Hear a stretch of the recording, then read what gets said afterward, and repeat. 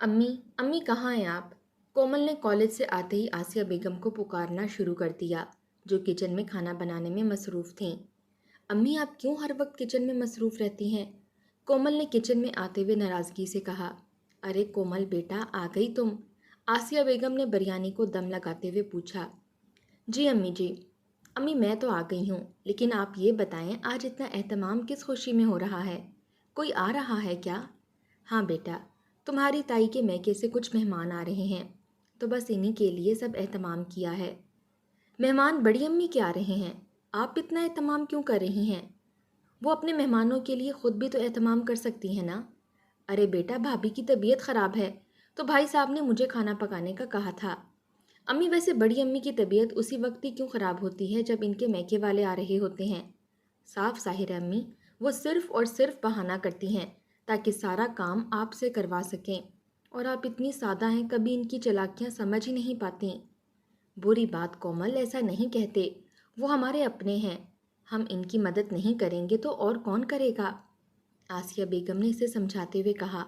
और हमारे इन अपनों को हम हमेशा काम के वक्त ही क्यों याद आते हैं? अम्मी, वैसे तो कभी हमसे बड़ी अम्मी ने सीधे मुंह बात तक नहीं की। साफ बात है, सबको सिर्फ मतलब के वक्त हम याद आते हैं, खासकर इन अमीर लोगों को। कोमल को उस वक्त शदीद गुस्सा आ रहा था अपने रिश्तेदारों पर, जो सिर्फ ज़रूरत पड़ने पर ही इन्हें याद करते थे।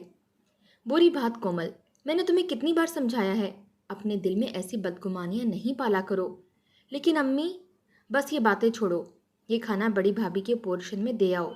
मैं फरा को तुम्हारे साथ भेजती हूँ। आसिया बेगम कोमल की बात काटते हुए बोली। कोमल दिल ही दिल में अपनी माँ की सादगी पर कुढ़ती रही। बड़ी अम्मी, मैंने सारा सामान किचन में रखवा दिया है, आप देख लीजिएगा। खाना किचन में रखने के बाद कोमल ने टीवी लाउंज में बैठी ताहिरा बेगम को मुखातिब किया, जो सुर्ख रंग का जोड़ा जेब तन किए अपनी मुकम्मल तैयारियों के साथ सोफे पर बदजुमान कोई ड्रामा देखने में मसरूफ़ थीं, और इन्हें देखते हुए बिल्कुल भी नहीं लग रहा था कि इनकी तबीयत ख़राब है। उस वक्त कोमल को ताहिरा बेगम पर शदीद गुस्सा आया, जो हमेशा अपनी देवरानी आसिया की सादगी का फ़ायदा उठाते हुए अपने सारे काम इनसे करवाती थी। ठीक है, मैं देख लूँगी। वैसे जो डिशेस मैंने बताई थीं वो सब पकाकर भेजी है ना भाभी ने? जी बड़ी अम्मी, बिरयानी, कोरमा, कस्टर्ड, रायता और सलाद सभी बनाकर भेजा है अम्मी ने। चलो ठीक है। कोमल, ऐसा करना, आसिया से कहना रोटियां तभी पकाए जब मेहमान आ जाएं। ठंडी रोटियां तो अच्छी नहीं लगती ना। जी बेहतर बड़ी अम्मी। कोमल ने दांत पीसते हुए जवाब दिया और पाँव पटकते हुए वहाँ से चली गई, जबकि ताहिरा बेगम दोबारा टीवी देखने में मसरूफ़ हो गई। कोमल अपने कमरे में आ गई। आसिया बेगम से कुछ भी कहना बेकार था। अपनी सादा फितरत और आजिज़ी के बायस वो कभी भी ताहिरा बेगम की मकार फितरत को नहीं समझ सकी थीं। अपना काम बड़ी होशियारी से आसिया बेगम से करा लेती थीं। कोमल फ्रेश होकर बाहर आई तो आसिया बेगम असर की नमाज अदा कर रही थीं। कोमल अपनी माँ के करीब जाकर मोहब्बत से इनको दुआ मांगते देखने लगी। क्या हुआ भाई, ऐसे क्यों देख रही हो? अम्मी, देख रही हूँ अल्लाह ताला ने आपकी फितरत में कितनी आजिज़ी रख दी है। लोग कैसे आपकी सादगी का फ़ायदा उठाकर आपसे अपने सारे काम निकलवा लेते हैं, और आप हैं, आपके माथे पर एक शिकन तक नहीं आती। बेटा, हर इंसान को आजिज़ रहना चाहिए। आजिज़ी अल्लाह को पसंद है। गरूर किस चीज़ का है हमें? तो ये बात बड़ी अम्मी और बड़े अब्बू को समझ क्यों नहीं आती? इन्हें किस चीज़ का इतना गरूर है? वो क्यों हमें हकीर समझते हैं? वो क्यों आजिज़ी नहीं अपनाते? ऐसी बात नहीं है बेटा, हर इंसान की अपनी फितरत होती है और वो उसी के हिसाब से चलता है। तुम इतनी बदगुमान नहीं हुआ करो। बदगुमानी बुरी चीज़ है। चलो उठो, मुझे भाभी के मेहमानों के लिए रोटियां भी पकानी हैं। आसिया बेगम ये कहते हुए किचन में चली गईं, जबकि कोमल अपना सर पकड़कर बैठ गई। इन्हें तो कुछ भी कहना फजूल था। आसिया बेगम को कोमल की बातें बचकाना लगती थीं। वो चाह कर भी इन्हें नहीं समझा पा रही थी कि आजिज़ी और जी हजूरी में फ़र्क क्या होता है। कोमल सिंगार में इसके सामने खड़ी अपने बाल संवार रही थी। आज इसके कॉलेज में फंक्शन था, जिसके लिए वो इतनी दिलजमी से तैयार हो रही थी। तैयार होने के बाद इसने अपना एक नज़र जायज़ा लिया और फिर बाहर की तरफ बढ़ गई। अम्मी, इबाद कहाँ है? इसने मुझे कॉलेज छोड़कर आना था। अरे बेटा, वो तो बड़ी भाभी को कुछ सामान चाहिए था।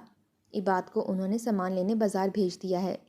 अम्मी, आपको पता भी था कि मुझे इबाद के साथ कॉलेज जाना है, फिर भी आपने इसे बाज़ार जाने दिया? बेटा, भाभी को कुछ ज़रूरी सामान चाहिए था, इसलिए मैंने इबाद को कहा कि वो ला दे। उसामा भाई भी तो घर पर है ना। बड़ी अम्मी, अपने बेटे से भी तो मंगवा सकती थीं। ہر وقت انہیں ہم ہی جی حضوری کے لیے کیوں نظر آتے ہیں امی؟ بس کومل، کتنی بار سمجھایا ہے میں نے تمہیں، کیوں بدتمیزی سے بات کرتی ہو؟ ہر وقت کی فضول باتیں مت کیا کرو۔ آسیہ بیگم نے غصے سے کومل کو ڈانٹا۔ تبھی عباد گھر میں داخل ہوا۔ ارے عباد، کہاں رہ گئے تھے تم؟ جانتے بھی ہو تمہیں مجھے کالج چھوڑ کر آنا تھا۔ آپی وہ میری بائک خراب ہو گئی تھی، بس اسی لیے دیر ہو گئی۔ چلو جی، اب تمہاری موٹر سائیکل بھی خراب ہو گئی ہے تو پھر ہم کالج کیسے جائیں گے؟ امی ایسا کریں، آپ یہ سامان بڑی امی کو دینے جا رہی ہیں تو انہی سے اسامہ بھائی کی بائک کی چابی لے آئیے گا۔ میں آپی کو کالج اسامہ بھائی کی بائک پر چھوڑ آؤں گا۔ آسیہ بیگم سر ہلاتی ہوئی اوپر کی جانب بڑھ گئیں۔ بھابی، یہ سامان جو آپ نے منگوایا تھا۔ ٹھیک ہے آسیہ، ادھر ٹیبل پر رکھ دو۔ طاہرہ بیگم نے ہاتھوں پر نیل پینٹ لگاتے ہوئے کہا۔ بھابی، کیا اسامہ کی موٹر سائیکل کی چابی مل سکتی ہے؟ وہ دراصل عباد کی موٹر سائیکل خراب ہو گئی ہے۔ آپ کے لیے سامان لینے گیا تھا نا بازار سے، تو کومل کو کالج جانا ہے، بس اسی لیے اگر اسامہ کی موٹر سائیکل مل جاتی تو۔ دیکھو آسیہ، وہ اسامہ کی موٹر سائیکل ہے اور تم تو جانتی ہو نا کہ وہ اپنی چیزوں کے متعلق کتنا کانشیس ہے، اس لیے وہ بالکل پسند نہیں کرتا کہ اس کی کوئی بھی چیز اس کے علاوہ کوئی دوسرا استعمال کرے۔ تم عباد سے کہو کہ وہ کومل کو رکشے پر کالج چھوڑ آئے۔ ویسے بھی کومل کو عادت ہونی چاہیے لوکل سفر کرنے کی، آخر کل کو اسے پرائے گھر جانا ہے۔ اب اس کے لیے کوئی شہزادہ تو آنے سے رہا، اور مڈل کلاس گھروں کی بہو بیٹیاں تو لوکل بسوں میں ہی سفر کرتی ہیں، اسی لیے کومل کو بھی عادت ہونی چاہیے۔ طاہرہ بیگم نے انکار کرتے ہوئے اچھا خاصا لیکچر دے دیا تھا۔ جی بہتر بھابی، آسیہ بیگم نے کہا اور وہاں سے جانے لگی۔ اچھا سنو آسیہ، میرے لیے ذرا ایک کپ چائے بنا کر بھجوا دینا کومل کے ہاتھ، میں ذرا نیل پینٹ لگا رہی ہوں نا، ورنہ خود بنا لیتی۔ جی ٹھیک ہے بھابی۔ طاہرہ بیگم نے اسی وقت لہجے میں چاشنی گھولتے ہوئے آرڈر کیا تھا۔ کیا ہوا امی، مل گئی چابی؟ نہیں بیٹا، تم تو جانتی ہو نا کہ اسامہ کو یہ بات پسند نہیں ہے کہ اس کے علاوہ کوئی دوسرا اس کی چیز کو استعمال کرے، بس اسی لیے۔ او تو یہ کہیے نا امی کہ بڑی امی نے چابی دینے سے انکار کر دیا ہے۔ ساری فرما برداری اور اطاعت گزاری تو ہم پر فرض ہے، انہیں تو کسی رشتے کا کوئی پاس نہیں۔ ایسی بات نہیں ہے کومل، بھابی تو خود شرمندہ ہو رہی تھیں۔ بس کریں امی، شرمندہ نہیں تھیں، شرمندہ ہونے کا دکھاوا کر رہی تھیں، بس آپ کو ہی سمجھ نہیں آتا۔ چھوڑیں، مجھے اب جانا ہی نہیں ہے کالج، کومل غصے سے کہتی اپنے کمرے میں چلی گئی، جبکہ آسیہ بیگم اسے پکارتی ہی رہ گئیں۔ السلام علیکم بھائی، کیا ہو رہا ہے؟ اشرف صاحب نے گھر میں داخل ہوتے ہوئے بلند آواز میں سلام کرنے کے بعد کہا۔ وعلیکم السلام، عباد، کومل اور آسیہ نے مشترکہ آواز میں جواب دیا۔ کومل بیٹا جاؤ اپنے بابا کے لیے پانی لے آؤ، آسیہ بیگم نے کہا تو کومل پانی لینے چلی گئی۔ کومل نے پانی کا گلاس اشرف صاحب کو دیا، تبھی اسامہ سیڑھیاں عبور کرتا ہوا نیچے آیا۔ چھوٹی امی، چھوٹے ابو آپ کو اوپر بلا رہے ہیں، اسامہ نے بنا سلام کے کہا اور باہر کی جانب بڑھ گیا۔ کومل کو اسامہ کی اس بدتمیزی پر شدید غصہ آیا۔ دیکھا امی آپ نے، ویسے تو بڑی امی آپ کی تربیت پر بڑی انگلی اٹھاتی ہیں، لیکن اپنی اولاد کو ذرا تمیز نہیں سکھائی کہ بڑوں سے کیسے بات کرتے ہیں۔ بری بات کومل، بڑوں کے بارے میں ایسا نہیں کہتے، اسامہ بچہ ہے ابھی، آہستہ آہستہ سب کچھ سیکھ جائے گا۔ اب کہ اشرف صاحب نے کومل کو ٹوکا، وہ خاموش ہو گئی۔ بھائی، آپ نے بلایا تھا؟ آسیہ بیگم نے صوفے پر برجمان ہوتے ہوئے پوچھا۔ ہاں بھائی، میں نے سوچا کچھ دیر بیٹھ کر گپ شپ ہو جائے، تم لوگوں کے پاس تو فرصت ہی نہیں ہوتی ہمارے لیے۔ طاہرہ بیگم نے چہرے پر مسکراہٹ سجاتے ہوئے میٹھے لہجے میں کہا۔ اور سناؤ اشرف، دکان کیسی چل رہی ہے؟ ظفر صاحب جو اشرف کے بڑے بھائی تھے، انہوں نے پوچھا۔ جی بھائی، اللہ کا کرم ہے، کام تو اچھا چل رہا ہے۔ اچھا آپ لوگ بیٹھے، میں ذرا چائے بنا کر لاتی ہوں، طاہرہ بیگم نزاکت سے کہتی اٹھ کھڑی ہوئیں۔ ارے بھابی آپ بیٹھیں، چائے میں بنا لیتی ہوں۔ نہیں نہیں آسیہ، تم بیٹھو، تم تو اپنے گھر کا بھی سارا کام کرتی ہو، تھک جاتی ہو، ویسے بھی مجھے تم بالکل میری سگی بہنوں کی طرح عزیز ہو، میں تمہارا خیال نہیں کروں گی تو کون کرے گا؟ طاہرہ بیگم نے اپنی چاہت کا جھوٹا جال بچھایا۔ بھابی بہن بھی کہتی ہیں اور تکلف بھی کرتی ہیں، آپ بیٹھیں، چائے میں بنا کر لاتی ہوں، آسیہ بیگم نے محبت پاش لہجے میں کہا۔ ارے شکریہ آسیہ، کتنی اچھی ہو نا تم، طاہرہ بیگم نے مسکراتے ہوئے کہا اور آسیہ بیگم چائے بنانے کچن میں چلی گئیں۔ بھابی، یہ بیگ کس کا ہے؟ آپ کہیں جا رہی ہیں کیا؟ آسیہ بیگم کی نظر ایک طرف رکھے بیگ پر پڑی تو پوچھ لیا۔ کیا بتاؤں آسیہ، جانا تو چاہتی تھی، دراصل میری امی کی طبیعت خراب ہے، میں نے سوچا کچھ دن ان کے پاس رہ کر آتی ہوں۔ لیکن لیکن پھر یہ سوچ کر رک گئی کہ ظفر اور اسامہ کا خیال کون رکھے گا؟ کھانا پکانا، پھر گھر کا سارا کام، یہ دونوں کیسے مینج کر پائیں گے؟ بھابھی آپ کیوں پریشان ہو رہی ہیں؟ آپ بے فکر ہو کر خالہ سے ملنے جائیں، ہم ہیں نا یہاں۔ آسیہ اور کومل دیکھ لیں گی سب کچھ، اور کھانے کی آپ کیوں فکر کر رہی ہیں؟ جب تک آپ واپس نہیں آ جاتی، ظفر بھائی اور اسامہ ہماری طرف ہی کھانا کھا لیا کریں گے، اشرف صاحب نے اپنائیت سے کہا۔ ارے نہیں، ہماری وجہ سے تم لوگوں کو خواہ پریشانی ہوگی، میں ایسا بالکل نہیں چاہتی، طاہرہ بیگم نے پھر جھوٹی ہمدردی کا ڈرامہ کرتے ہوئے کہا۔ زحمت کیسی بھابھی، آپ سب ہمارے اپنے ہیں، اور آپ کے لیے کچھ کر کے ہمیں خوشی ہوگی۔ پلیز اب آپ یہ تکلف چھوڑیے اور بے فکر ہو کر اپنی امی کے گھر جائیں۔ آسیہ بیگم نے طاہرہ بیگم کے ہاتھ پر ہاتھ رکھ کر انہیں تسلی دی۔ شکریہ آسیہ، تم سچ میں بہت اچھی ہو، طاہرہ بیگم نے مسکراتے ہوئے کہا اور چائے پینے لگی۔ دل ہی دل میں خود کو داد دینے لگیں کہ جس کام کے لیے اس نے آسیہ اور اشرف کو بلایا تھا وہ کام تو اب بن گیا تھا۔ اسی کے ساتھ ہی اس کے چہرے پر شاطرانہ مسکراہٹ بکھری ہوئی تھی۔ یہ صحیح ہے، خود تو بڑی امی اپنے میکے جا کر بیٹھ گئیں اور اپنے گھر کا سارا بوجھ ہم پر ڈال گئیں۔ اچھا طریقہ ہے کام نکلوانے کا۔ کومل، تمہیں میں پہلے بھی بتا چکی ہوں کہ بھابھی نے نہیں کہا تھا، ہم نے خود حامی بھری تھی۔ امی آپ بہت معصوم ہیں، آپ نہیں جانتی کہ تائی اماں کے پاس بنا کہے بھی اپنے کام کروانے کے بہت سے طریقے ہیں۔ وہ آپ کی طرح معصوم اور سادہ نہیں ہیں امی، وہ بہت شاطر ہیں۔ کومل تم اتنی بدگمان کیوں رہتی ہو ان سے؟